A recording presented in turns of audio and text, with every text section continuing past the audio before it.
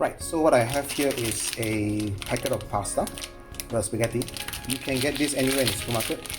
One of these packs should be able to feed 4 people. So what you do is that if you're going to cook for 2, just grab half the packet, and if you're going to cook for 4, you grab the whole packet.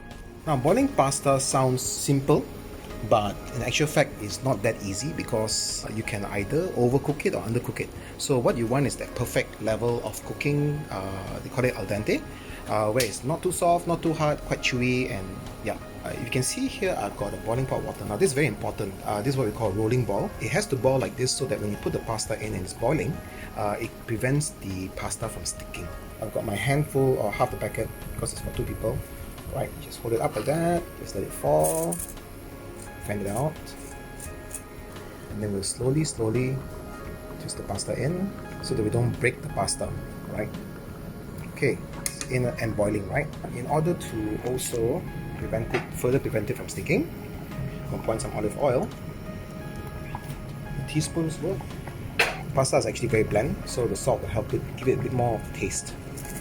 So this is about maybe 1-2 teaspoons. Now, how long do you have to boil it for? You could end up overboiling it, or you could end up underboiling it.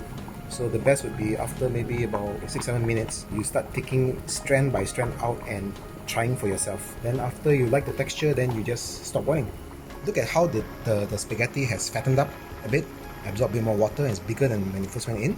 So now I'm gonna taste it to see if it's fine. Okay, perfect, done. Now to drain it. So this is my spaghetti, drained. Okay, I've poured away the excess water, and now I'm going to add in some olive oil, some salt and pepper to taste.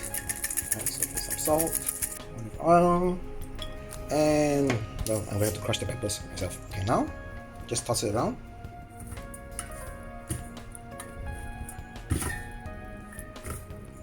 And that's it.